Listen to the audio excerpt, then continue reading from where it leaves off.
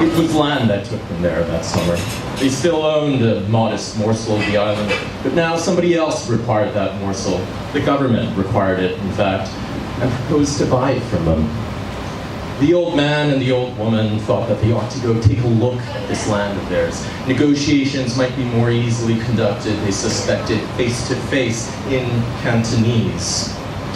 Looking at the letter they received earlier that week, printed in both English and their mother tongue, they said to themselves, "This place still belongs to us.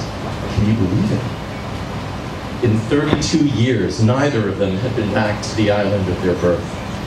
The flight exhausted them, her especially, and the night noise and the night towers and the jolt of actually having to map the new place over the old overwhelmed and saddened them.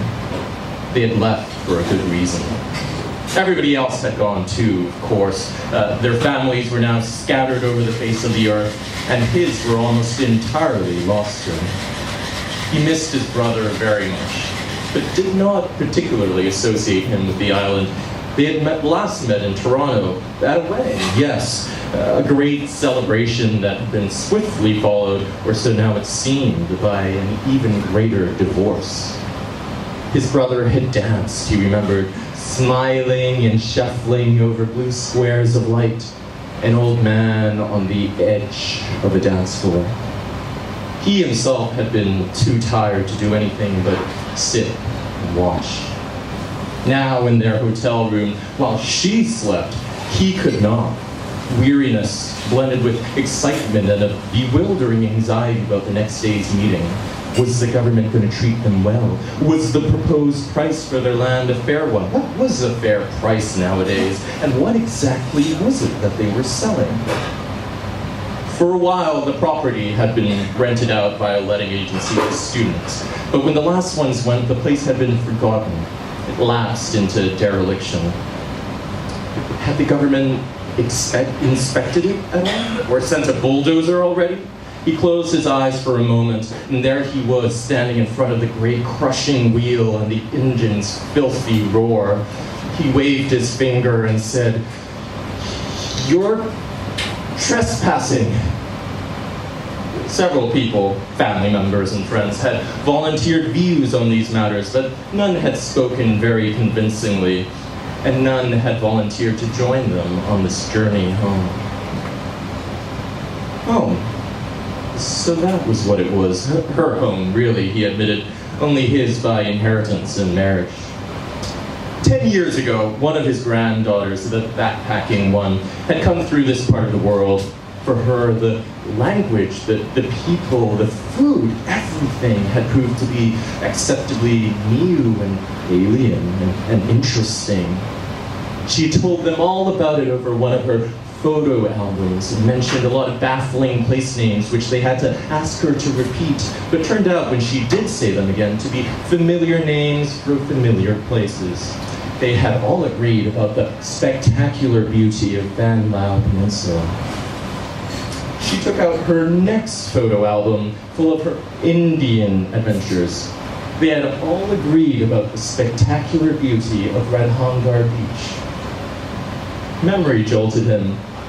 Running on a beach, a ball game, putting his arm around her shoulders, smoking, which his doctor, several decades later, had told him to give up. She coughed in her sleep. The island had always wanted to choke them. It begrudged them fresh air, then as now. He watched her frown, and the fit subsided. The night was a neon eternity. How many times had he seen her cough in her waking and unconscious hours?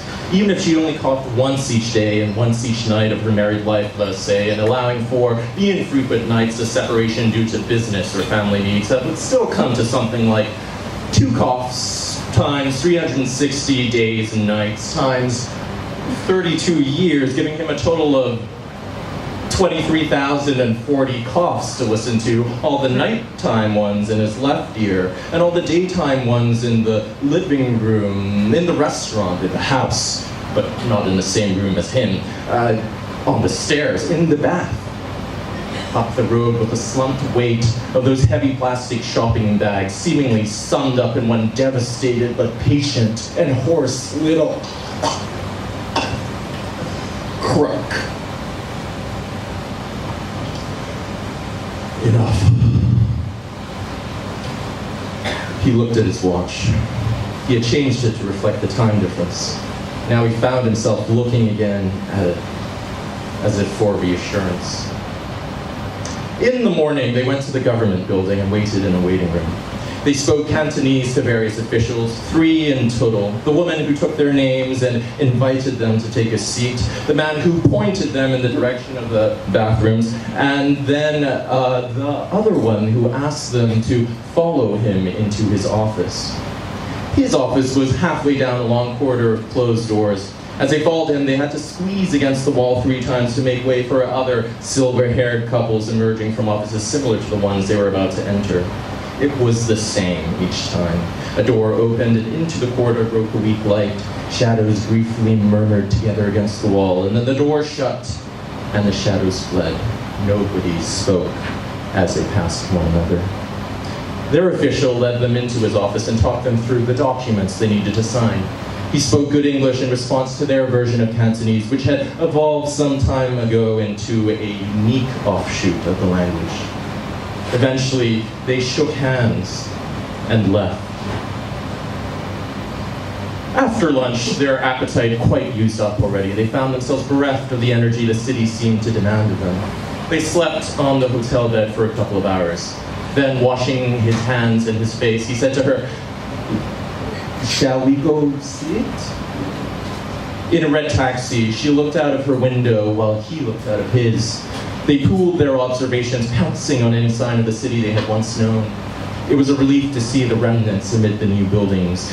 How strange it was that after years of reading about the latest developments in English newspapers, turning on an English television to see a reporter standing in front of a harbor of innumerable lights and uncountable wealth, had barely registered with them, whereas being stuck in a taxi in Boundary Street brought home so sharply the sheer scale and finality of the revolution. We saw it all from such a distance, she thought. Our new life took us so far from this old one. We couldn't help but treat this all as irrelevant information, lottery numbers from outer space. That's all a skyscraper going up on the site of an old hotel here might as well be in terms of what it means to me. Only cars and buses and trucks every day, every week, through my bedroom, my parents' bedroom, my mother's kitchen. I wonder who those people will be and what they're doing. They must have offices to go to, lovers to see. A new century is coming. Perhaps they will do things differently here. He paid the taxi driver and they stood on the pavement, hesitating over which direction to take first. A harsh, abrupt wind tugged at their coats, their hats. The small shop still had its front door and its roof, but no goods for sale and no shopkeeper. The proud colors of his uncle's house remained bright enough to inspire photography. She took a picture of him beaming and hunched in his anorak. It would turn out to be a slightly blurred shot because she had pulled to the right slightly as she operated the shutter.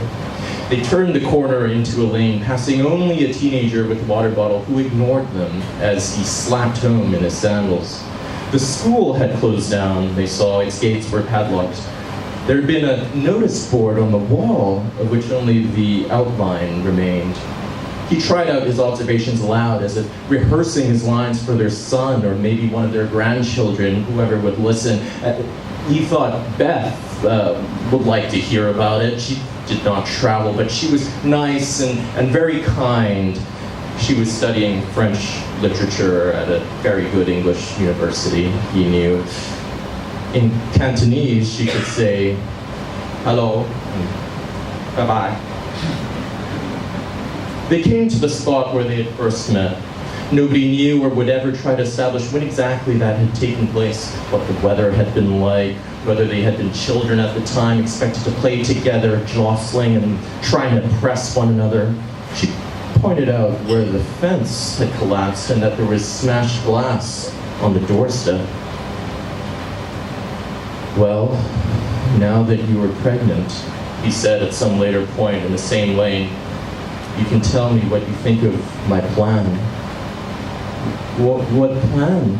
she replied. A diaspora had sprung from that moment.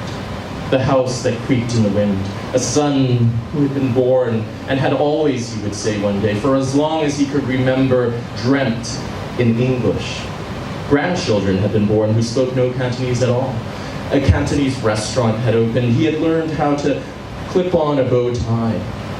All manners of hungry people awaited him, the patient ones, the impatient ones, the drunks, the lonely ones, the lovely ones, the mean, the clean, the ones who struggled to make themselves understood, the ones for whom the menu made no sense at all, the lonelier, the lovelier, the most loyal or perhaps unadventurous types who established a routine for themselves, ordered the same thing every Friday night at 6 o'clock, straight out of work, then off to the pub for a quick half, then home, home, home, home, home, home, to bed.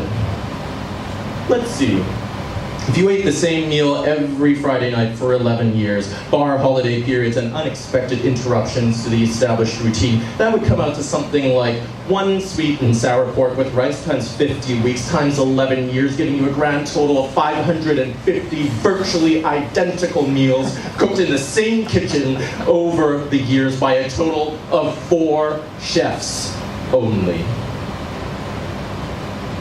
They walked carefully around the flattened fence, and she led them down the side of the house and out into what used to be the garden.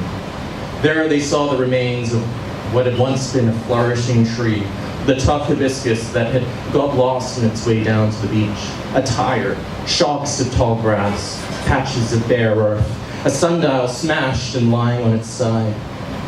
The garden struck him then as smaller than he expected, just as the whole property was smaller than he expected. How generous at that moment appeared the compensatory sum for which he had sighed his approval that morning. How strange it was that their land, his land, her land, was no longer theirs, hers, his, and had not been for a very long time. And how strange it was to be here again with the house and the garden and the reopened store of memories. They began to pick their way through the quiet remnants of the government's land. They had seen what they had gone there to see. Thank you.